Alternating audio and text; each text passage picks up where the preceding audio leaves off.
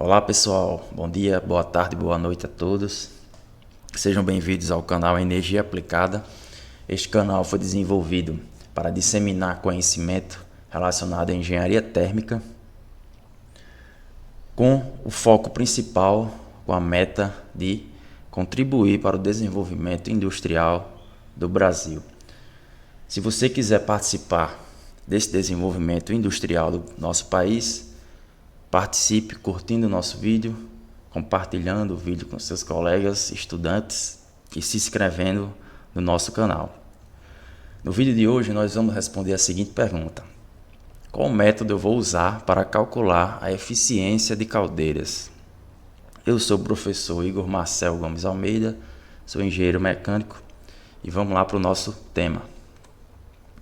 Existem dois métodos possíveis consolidados para a gente calcular a eficiência de caldeira, na prática. São os métodos chamados direto e indireto. Estes dois métodos estão citados na norma PTC 4, de 1998, que é a norma que vai definir o código de ensaio, o código de teste para geradores de vapor que utilizam queima de combustível, certo? Estes dois métodos, direto e indireto, eles vão poder ser aplicados a caldeiras que queimam tanto óleo como gás e combustíveis sólidos, como carvão, antracito, lignito e biomassa. E podem também ser aplicados a sistemas subcríticos, tanto para sistemas subcríticos como para sistemas supercríticos, ok? Então, a gama de aplicação desses dois métodos aqui é geral, para nossos geradores de vapor. O método direto. Quais são as vantagens de utilizar este método? Ele vai requerer menos medições, a gente vai precisar medir menos parâmetros de operação da nossa máquina, e aí eu vou poder obter o cálculo dessa eficiência de uma forma mais direta. As desvantagens desse método é que o fluxo de combustível, a vazão de combustível, a vazão de vapor e as propriedades do vapor, elas necessitam ser medidas de uma forma acurado, ou seja, com incerteza muito pequena, certo? Então, se eu fizer essas medições de fluxo de combustível e vapor com incerteza muito grande, na hora que a gente colocar na equação para calcular pelo método direto, a gente vai ter uma incerteza aí elevada, certo? Então, mais à frente eu vou mostrar a vocês algumas faixas de incerteza que a gente encontra, quando a gente utiliza o método direto em alguns tipos de caldeiras. Este método ele não vai ajudar a gente na localização de fontes de ineficiências. Então, se eu não vou conseguir localizar fontes de ineficiências na operação das minhas caldeiras, das nossas caldeiras, a gente não vai poder implementar um plano de ação de melhoria de eficiência dessas máquinas, certo? Então, se eu não consigo de forma objetiva, desenvolver um plano de melhoria de eficiência, a gente não vai conseguir cortar custos, na nossa operação diária. O método indireto, quais são as vantagens de a gente utilizar esse método, Para a gente calcular a eficiência pelo método indireto, a gente precisa fazer medições como temperatura de gases de descarga, os gases de combustão que vão sair da caldeira, e a análise desses gases, quanto a teor de oxigênio, de monóxido de carbono, dióxido de carbono. Só que estas medições aqui a gente consegue realizar elas, fazer elas de uma forma muito acurada, ou seja, com baixa incerteza. Para isso a gente utiliza sondas, tanto sonda de termopar para medições de temperatura, em pontos estratégicos ao longo do circuito dos gases, de combustão, como analisador de gases, que a gente vai também inserir a sonda em pontos estratégicos e obter uma leitura, em tempo real dos constituintes desses gases de combustão e dos teores, das frações, certo? A eficiência calculada, então, por esta forma, ela vai ter baixa incerteza, já que eu estou utilizando para esse cálculo de eficiência, parâmetros que já foram medidos, com incerteza baixa, certo? Este método ele vai facilitar a localização também de grandes fontes de perda, né, na minha caldeira. Por que isso? Porque a gente vai calcular a eficiência pelo método indireto a partir da medição de parâmetros, né, onde a gente vai calcular diversas parcelas de ineficiências nessa caldeira, né, que são parcelas pequenas, e a gente vai subtrair o somatório dessas parcelas de 100%, certo? Então, a gente conhecendo essas frações pequenas, né, de perdas de energia da nossa caldeira, a gente vai poder conhecer quais são, de forma percentual, né, as maiores fontes de perdas dentro do balanço energético total do meu sistema, né? Então, com isso, a gente vai conseguir desenvolver um plano, né, de melhoria de eficiência das nossas máquinas. Então, vou conseguir lá na frente reduzir custos operacionais, né? As desvantagens deste método é que requer um grande número de medições. Então, a gente vai ter que fazer várias medições de temperatura, medição de umidade, analisar gases de combustão, certo? Analisar combustível. Aqui nessa tabela a gente tem, resumidamente, algumas faixas de incerteza que a gente encontra, né, quando a gente calcula na prática a eficiência pelos métodos direto e indireto, né? Para caldeiras a carvão, a gente observa que o método direto ele nos dá uma incerteza do resultado da eficiência na casa aqui de 3 a 6%, certo? Então um valor muito elevado aqui de incerteza para a gente utilizar esse método, né? O método direto. Então já no método indireto, para caldeiras a carvão, a gente trabalha aqui, ó, com faixa de incerteza na casa de 0,4 a 0,8%. Então, muito menor do que o método direto, né? Em caldeiras a óleo, 1%, faixa de incerteza do método direto, 0,2 a 0,4% no método indireto, né? A gás, a mesma coisa. E nas caldeiras de leite fluidizado, a gente encontra também incertezas pelo método direto, na casa aqui de 3 a 6%, né? Quando a gente utiliza o método indireto, ela cai aqui para a casa do 1% de incerteza, né? Então a gente está vendo que a utilização do método indireto, né, resulta em elevados níveis de incerteza do resultado. Por que isso acontece quando a gente usa o método direto? Isso aí vai acontecer devido à incerteza que a gente vai ter na medição de fluxo de combustível sólido, né? Certo? Então, quando a gente trabalha com medição de vazão, a quantidade de combustível que eu vou injetar na caldeira, né, esse combustível sendo sólido, a gente vai ter sempre uma incerteza maior, né? Por quê? Porque sempre que eu trabalho com combustível sólido, eu vou ter uma massa que vai ser heterogênea, né? Certo? E a densidade desse combustível pode variar dependendo do fornecedor desse combustível. Então, hoje eu posso trabalhar com um fornecedor X, que ele me fornece carvão com a qualidade tal, e esse carvão vai ter uma densidade, né? E no mês que vem eu posso mudar para um fornecedor Y de combustível, em que já vai existir uma ligeira variação de densidade da qualidade do carvão, né? E aí isso aí vai resultar numa incerteza considerável, né? Numa variação considerável na medição do fluxo de combustível, certo? Então, se eu tenho elevada incerteza na medição do fluxo de combustível que eu forneço para a caldeira, isso aqui vai resultar numa grande incerteza lá no meu resultado de eficiência, ok? Então, o uso do método direto, ele não é recomendado para caldeiras que operam a carvão e caldeiras a leite fluidizado, ok? Então, a gente não recomenda a utilização desse método para esses dois tipos aqui de caldeiras. Como eu calculo então a eficiência utilizando o método direto? Então vamos dar uma olhadinha nessa equação aqui, ó. A eficiência da minha caldeira vai ser a razão entre a quantidade de energia que eu vou obter do meu processo, que no caso é a energia do vapor, né? Eu quero produzir uma dada vazão de vapor E essa vazão de vapor tem que estar com a quantidade de energia interna, né? E a uma dada pressão determinada. Então isso se converte em entalpia desse vapor, né?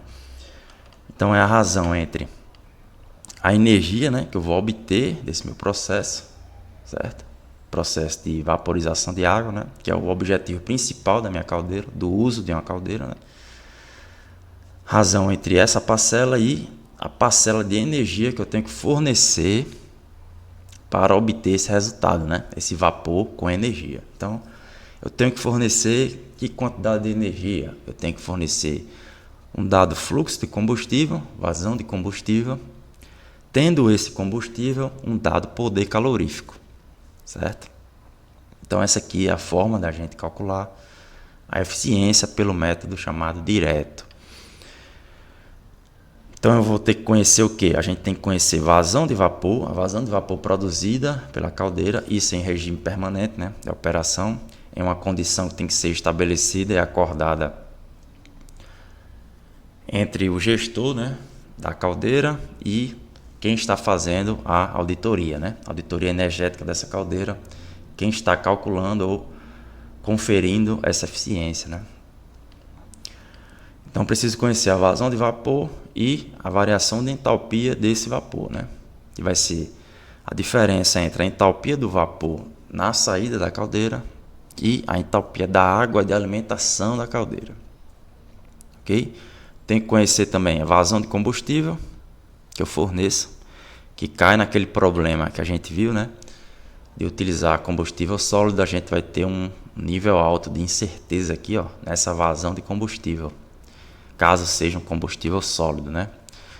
E eu tenho que conhecer também a composição, né? Tem que mandar fazer uma análise desse combustível, obter a composição dele com uma boa precisão para poder determinar o poder calorífico desse combustível. Então esse aqui é o método chamado método direto. As entalpias do vapor a gente vai ter que utilizar, né, ou um software de propriedades termodinâmicas ou então tabelas de propriedades termodinâmicas para obter esses valores de entalpia. Como calcular agora com o método indireto, pessoal? Vamos lá, que a gente vai ter que seguir 2 passos para determinar a eficiência pelo método indireto. O primeiro passo é calcular diversas fontes de perdas de calor, né? Essas fontes de perda de calor elas vão ser determinadas em uma dada porcentagem, certo? Que a gente vai ver em outro vídeo. Então vou postar outro vídeo aqui no canal, onde a gente vai destrinchar todas essas fontes de perda de calor que existem na caldeira, né? E como a gente vai calcular cada uma delas, certo? O segundo passo é calcular a eficiência térmica, né? Pela subtração da perda de calor total em porcentagem de 100. Então eu vou ter que determinar essas várias fontes de perda de calor, somar todas, fazer um somatório disso e subtrair de 100%. Então aí a gente vai ter a determinação da eficiência da nossa caldeira, né, pelo método indireto. Bom, então como é que a gente tem que calcular essas várias fontes de perdas de calor na caldeira, né? A gente tem que fazer um diagnóstico operacional da máquina. Nesse diagnóstico, a gente vai ter que medir alguns parâmetros, certo? Então a gente vai listar eles aqui agora e vamos fazer alguns comentários. Primeiro parâmetro que a gente tem que ter no diagnóstico da caldeira é qual o combustível que ela utiliza, né? E preciso fazer uma análise atualizada desse combustível para obter a sua composição, certo? Certo? Tem que saber a composição bem direitinha desse combustível aí. Segunda, fração de O2 em volume nos gases de combustão. Então a gente vai ter que fazer essa medição aí dos gases de combustão, né, da nossa caldeira. Então para isso a gente vai utilizar uma sonda, certo? Terceiro, fração de monóxido de carbono nos gases de combustão. Quarto, temperatura dos gases de combustão em graus Celsius. Então a gente vai ter que utilizar para isso aí uma sonda termopar. Quinto, temperatura ambiente no local e a umidade do ar nesse ambiente, né? Então, temperatura em graus Celsius e a umidade do ar no local em quilo, né? Quilo de água para cada quilo de ar seco. Sexto, poder calorífico do combustível em quilocalorias por quilo, né? Então, vou poder conhecer esse poder calorífico ou solicitando a análise de um laboratório, né? Esse laboratório vai me fornecer um laudo desse combustível, juntamente com a análise do combustível, né? Da composição dele. E o sétimo item que a gente vai ter que levantar no diagnóstico é a fração de combustível não queimada nas cinzas volantes e no fundo da caldeira, certo? Isso aqui relacionado a combustíveis sólidos, certo? Então, de posse desses 7 itens aqui, dessas 7 medições, né, 7 observações que a gente vai ter que fazer, a gente já tem condições de calcular diversas fontes de perda de calor na caldeira. Porém, esse cálculo e esse aprofundamento em cada uma dessas fontes de perda vai ser tema de um outro vídeo que eu ainda vou postar aqui para vocês, certo? Bom, aí para a gente realizar essas medições nesse diagnóstico, a gente tem que seguir alguns requisitos básicos para medições, né? Que requisitos são esses? Todos os pontos de medição, eles têm que estar disponíveis e acessíveis com os instrumentos já instalados, né? Então, esses pontos de medição, eles vão ser determinados no documento do projeto da caldeira, né? Baseado na norma regulamentadora, né? Segundo item, B, garantir condições de operação estável da caldeira. Então, essa condição de operação estável vai ser o quê? Vai ser um acordo, né, entre quem gerencia a caldeira, então, digamos que o proprietário da caldeira, né, ele vai ter um responsável lá pela caldeira, e o auditor energético. Então, a pessoa que está lá fazendo a análise dessa caldeira e vai determinar a eficiência dela, né? Então, essa operação estável vai ter que ser acordada nessas duas partes.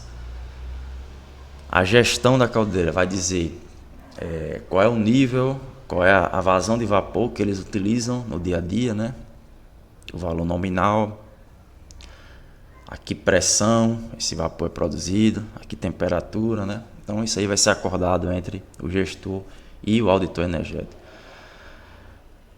Em termos do parâmetro de vapor, né, que eu acabei de falar, e também do combustível. Então, esses dois parâmetros aqui, né, esses dois componentes, vapor e combustível, eu tenho que garantir que durante o ensaio da caldeira, o ensaio de verificação, o fornecimento de combustível e a produção de vapor, né, esteja estável durante o ensaio.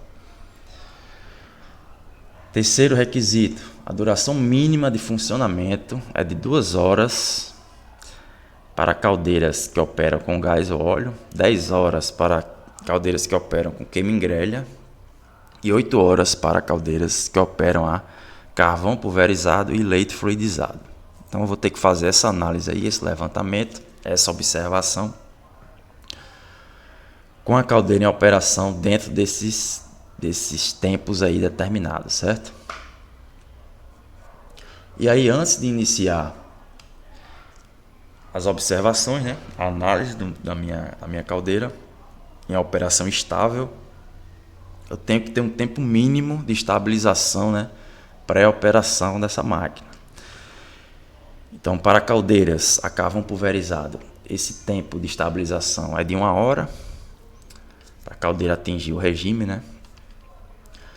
Então, 1 hora para caldeiras a carvão pulverizado e a gás e óleo. 4 horas para caldeiras de queima em grelha e 24 horas para caldeiras a leite fluidizado.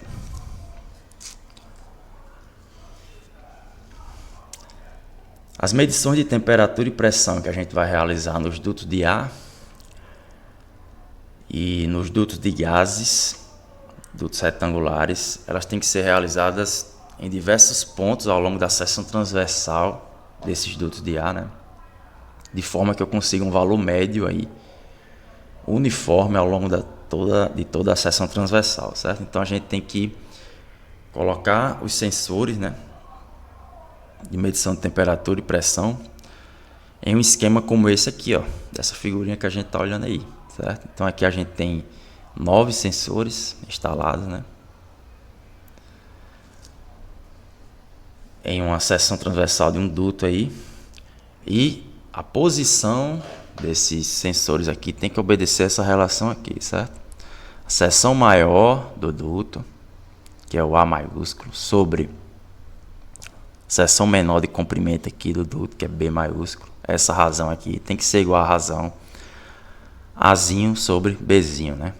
Que seriam retângulos menores, né? Que eu vou ter que dividir, fazer uma malha aqui ao longo de toda a minha seção transversal, onde no centro desses retângulos menores de razão Azinho sobre Bzinho, a gente tem que instalar o nosso sensor, certo? No centro, né? Então, com todos esses sensores aqui, a gente vai obter um valor médio da nossa variável de interesse, né? Pressão e temperatura, ok? Então, a gente tem que obedecer essa organização aí em dutos de ar e de gases. Ok, pessoal? Muito obrigado a atenção de vocês. Até o nosso próximo vídeo. Fiquem atentos ao canal, se inscrevam, compartilhem com seus amigos, colegas estudantes. Um grande abraço, até a próxima.